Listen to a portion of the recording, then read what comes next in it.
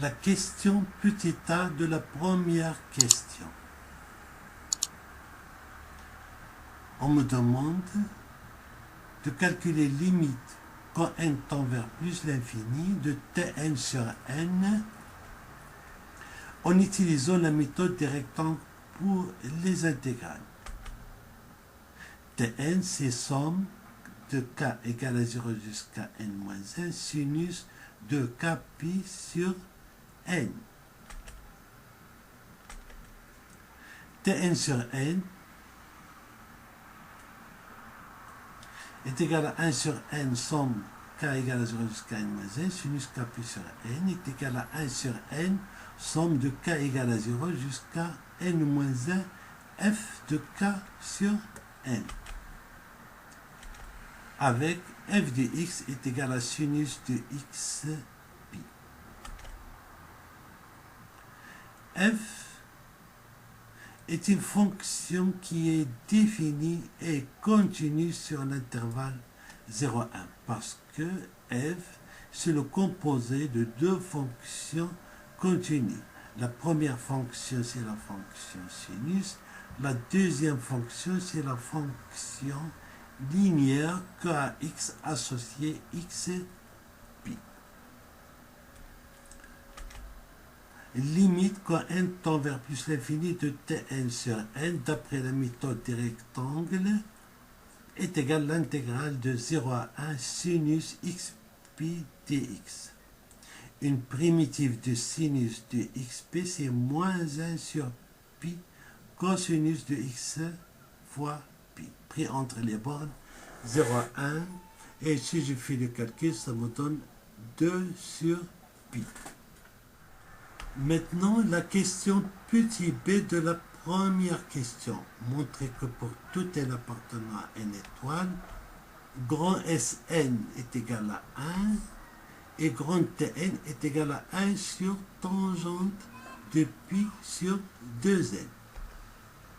Grand Sn, c'est somme de k égale à 0 jusqu'à n moins 1 cosinus de k pi sur n.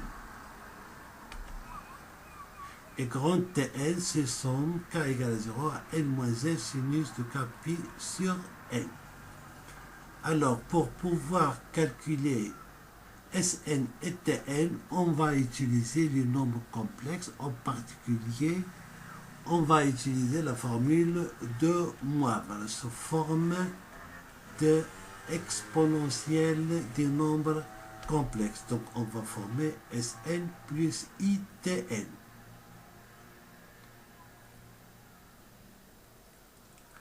Sn plus Itn, c'est égal à la somme de k égale à 0 jusqu'à n moins 1 exponentielle ik pi sur n. N'oubliez pas que exponentielle ik pi sur n est égal à cos de k pi sur n plus i sinus de k pi sur n. Que je peux écrire somme de k égale à 0 jusqu'à n moins 1 exponentielle ip sur n à la puissance k. Je remarque que ça c'est la somme des termes d'une suite géométrique de premier terme 1 et de raison exponentielle ip sur n. La somme allant de k égale à 0 jusqu'à n moins 1. Donc je peux écrire que Sn plus Itn est égal à 1 moins la raison à la puissance, puisqu'on s'arrête ici à n moins 1, ici c'est à la puissance n. 1 moins exponentielle ip sur n. Donc si je fais le calcul, ça me donne ici exponentielle ip et ici 1 moins exponentielle ip sur n. Exponentielle ip, si vous faites le calcul, c'est égal à moins 1. Moins 1, ça donne 1. Et 1 plus 1, ça donne 2. Au dénominateur, j'ai mis exponentielle ip sur 2n en facteur pour faire apparaître sinus de pi sur 2n. Remarquez ce qui est entre parenthèses est égal à moins 2i sinus de pi sur 2n. Ici, exponentielle i pi sur 2n lorsqu'elle passe au numérateur et c'est qui est exponentielle moins i pi sur 2n.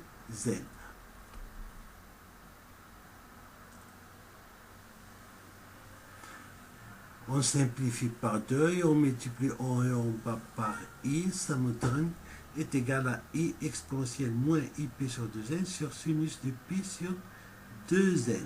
Et n'oubliez pas, exponentielle moins i pi sur 2n, c'est cosinus de pi sur 2n moins i sinus de pi sur 2n. Et si on multiplie par i, ça me donne i cosinus pi sur 2n plus sinus de pi sur 2n de tout sur sinus de pi sur 2n qui est égal à 1 plus i 1 sur tangente de pi sur 2n. Maintenant, j'ai Sn plus Itn est égal à 1 plus I 1 sur tangente de pi sur 2n. Donc, si j'identifie les parties réelles de cette égalité et les parties imaginaires, ça me donne que grand Sn est égal à 1, et ceci pour tout n appartenant à n étoile, et Tn est égal à 1 sur tangente de pi sur 2n. Dans la même question, on me demande de retrouver limite de Tn sur n quand n tend vers plus l'infini. Donc on va remplacer Tn par l'expression qu'on a trouvée. Tn c'est 1 sur tangente de pi sur 2n. Donc Tn sur n est égal à 1 sur n tangente de pi sur 2n qu'on peut écrire sous cette forme. Alors, ici, je remarque que j'ai une limite usuelle quand n tend vers plus l'infini, pi sur 2n tend vers 0 et tangente de pi sur 2n sur pi sur 2n tend vers 1. Donc, ce que me reste, 1 sur pi sur 2.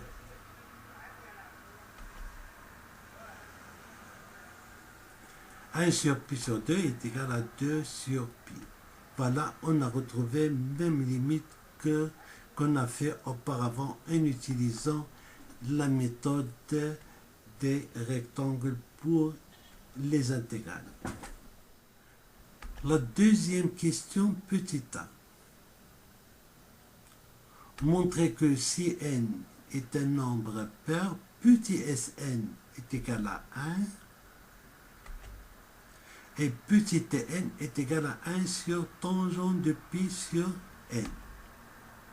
Petit Sn, c'est somme de k égale à 0 jusqu'à n-1 cosinus de k pi sur n avec k pair. La différence avec grand Sn, c'est qu'on garde que les termes dont k est un nombre pair. Même chose pour petit Tn. À la différence de grand Tn, on garde que les termes ici avec k, un nombre pair. Dans petit a, on travaille avec petit n, un nombre pair. Alors si n est un nombre pair, je peux l'écrire est égal à 2m. m est un nombre entier naturel appartenant à n étoiles. Je reprends petit Sn. Petit Sn, c'est la somme. Maintenant, au lieu de k, j'ai mis ici 2k. 2k est compris entre 0 et n-1. Alors, puisque n est un nombre pair, n-1 est un nombre impair. Donc, 2k n'atteint jamais la valeur n-1. Donc, je peux écrire, c'est la somme. 2k est compris entre 0 et n-2. Cosinus de 2k pi sur 2n. On simplifie par 2. Ça me donne ces sommes de 2k compris entre 0 et n-1, cosinus de k pi sur n. 2k compris entre 0 et n-2. Remarquez que n-2, c'est un nombre qui est pair. Si je divise par 2, ça me donne k compris entre 0 et n-1 sur 2. Et n-2 sur 2. Remarquez que n-2 sur 2, c'est égal à m-1. M, c'est tel que n est égal à 2n. Je reprends petit sn. Donc maintenant, je peux écrire que petit sn, c'est la somme k égale à 0 jusqu'à m moins 1. Cosinus de kpi sur n. Et remarquez que cette somme, c'est grand S indice petit m. Et on a vu que Sn, dans la première question, est égal à 1 pour tout n. Donc je peux écrire que grand Sn est égal à 1. Donc petit Sn est égal à 1. Même chose pour petit tn. Même raisonnement.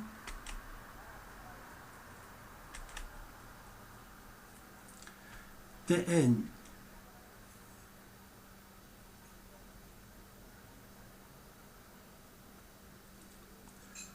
petit tn, c'est la somme de k égale 0 jusqu'à n-1 sinus de kp sur n avec k pair que je peux écrire, c'est somme. Ici, on retient que les termes pairs et 2k est compris entre 0 et n-1. Et comme on a vu, 2k ne peut pas atteindre n-1. Donc 2k s'arrête à n-2. Sinus de kp sur n est égal, somme k égale à 0 jusqu'à n-1 sinus de kp sur n est égal à grand indice m.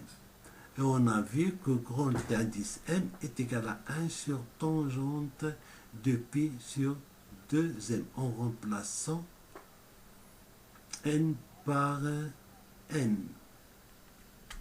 Ceci me donne donc t indice m est égal à 1 sur tangente de pi sur n, puisque 2m c'est n.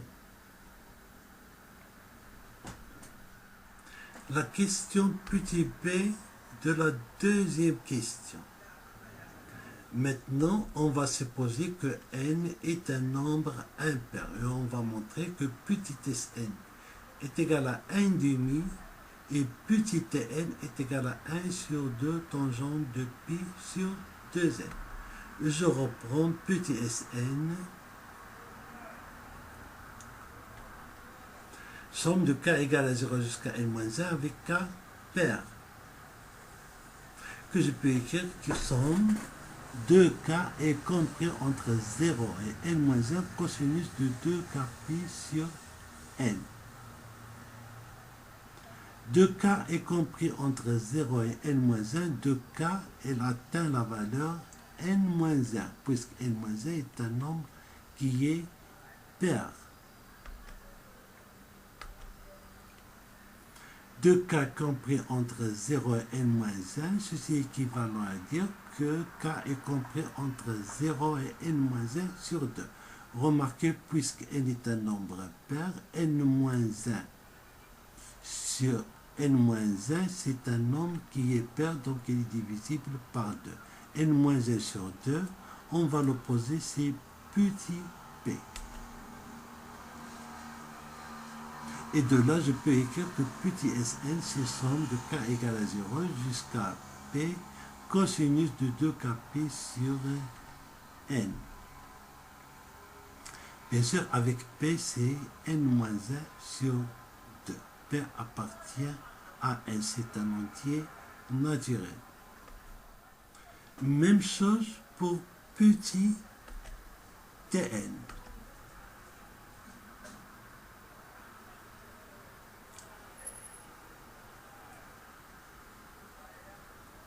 Petit tn, c'est somme de k égale à 0 jusqu'à p de sinus de 2kp sur n.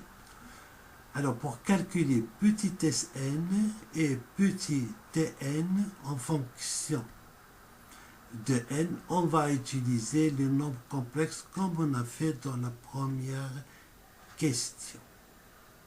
Donc, on va former petit Sn plus i petit Tn.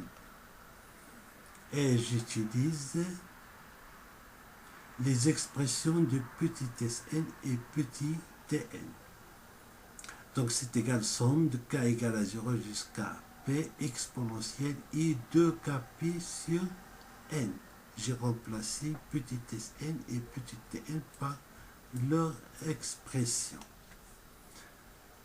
Donc, c'est égal somme k égale à 0 jusqu'à petit p exponentielle i de pi sur n de tout à la puissance k.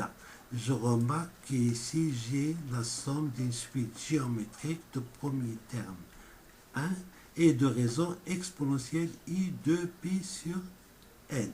Et la somme allant de k égale à 0 jusqu'à p.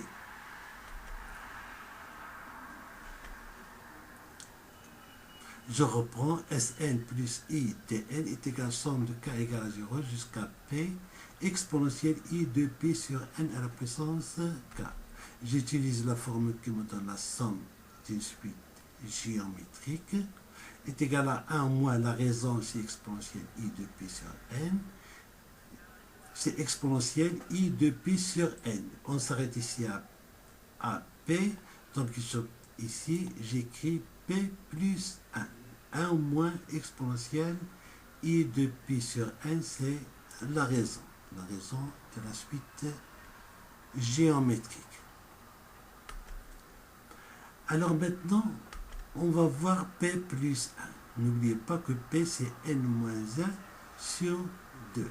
P plus 1 c'est n moins 1 sur 2 plus 1, c'est égal à n plus 1. Je remplace p plus 1 par n plus 1 sur 2.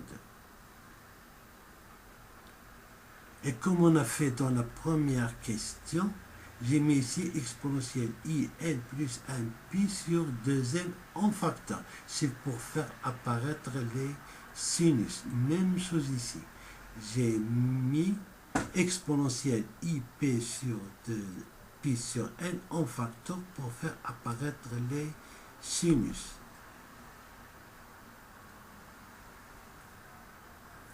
Voilà, ici exponentielle i n plus 1 pi sur 2n. Ici j'ai exponentielle i pi sur 2n. Et ce qui est entre parenthèses, c'est moins 2i sinus de n plus 1 pi sur 2n. Même chose au dénominateur. Ce qui est entre parenthèses, c'est moins 2i sinus de pi sur 2n.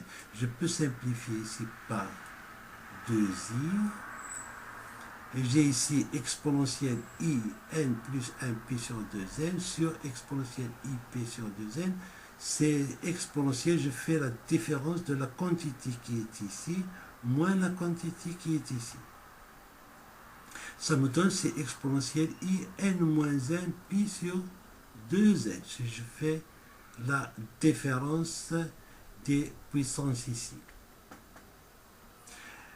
Ici, donc, il me reste sinus de n plus 1 pi sur 2n sur sinus de pi sur 2 pi sur n. Je reprends. S petit Sn plus i petit Tn est égal à exponentielle i n moins 1 pi sur 2n sinus de n plus 1 pi sur 2n sinus de pi sur 2n. Maintenant, je vais identifier les parties réelles et les parties imaginaires. Ça me donne que petit Sn est égal. Alors ça c'est un nombre réel. Donc petit Sn, c'est sinus de n plus 1 pi sur 2n sur sinus pi sur 2n. La partie réelle ici, c'est cosinus de n moins 1 pi sur 2n. Et si vous faites le calcul ici, n plus 1 pi sur 2n, c'est pi sur 2 plus pi sur 2n. Et là, c'est pi sur 2 moins pi sur 2n. Et n'oubliez pas que sinus de pi sur 2 plus x, c'est cosinus x. Cosinus de pi sur 2 moins x, c'est sinus x. Donc ça me donne cosinus de pi sur 2n, sinus de pi sur 2n sur sinus de pi sur n. Remarquez ici, j'ai cosinus x fois sinus x. Donc c'est 1 demi sinus de 2x. Donc ça, je peux l'écrire, c'est 1 demi sinus de 2 fois pi sur 2n, c'est sinus de pi sur n. Et après simplification, c'est égal à 1 demi. Donc petit Sn est égal à 1 demi. Maintenant, on va faire le calcul de petit tn. Je reprends Sn plus itn, c'est exponentiel, n moins 1 pi sur 2n, etc. Maintenant, tn, c'est la partie imaginaire de cette expression. Petit tn, ça c'est un nombre réel, c'est sinus de n plus 1 pi sur 2n, sinus pi sur 2n. Et la partie imaginaire ici, c'est sinus de n moins 1 pi sur 2n. Et comme on a fait pour petit Sn, ça c'est sinus de pi sur 2 plus 2n, et ça c'est sinus de pi sur 2 moins 2n.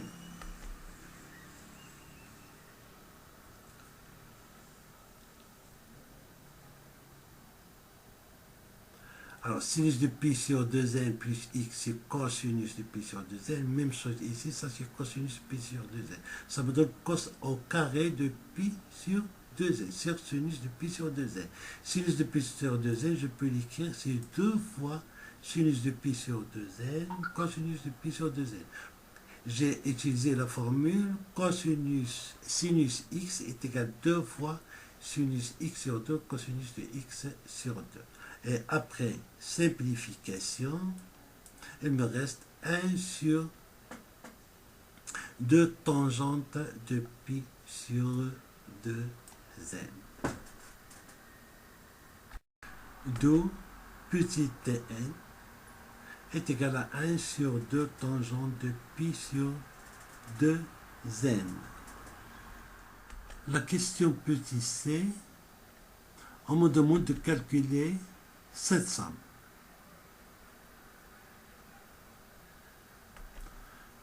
On a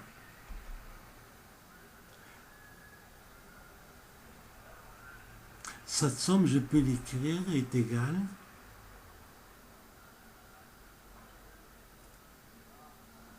j'ai remplacé, j'utilise la formule sinus au carré de x est égal à 1 demi facteur de 1 moins cos de 2x. Donc sinus au carré de pi sur 14, on peut le remplacer par 1 demi, 1 moins cosinus de pi sur 7. Même chose pour les autres. Je fais le calcul, ça me donne 3 demi facteur, moins 1 demi facteur cosinus pi sur 7, cosinus 3 pi sur 7 et cosinus de 5 pi sur 7.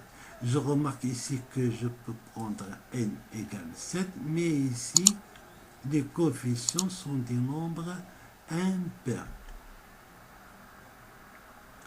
Donc, cette somme, je peux l'écrire ce grand S7, c'est-à-dire la somme des cosinus de 0 jusqu'à 7, moins petit S7, c'est la somme juste des cosinus avec ici K pair. Et on a vu que S7 c'est 1, petit S7 c'est 1 demi. Et donc si je fais le calcul, ça me donne 5 quarts.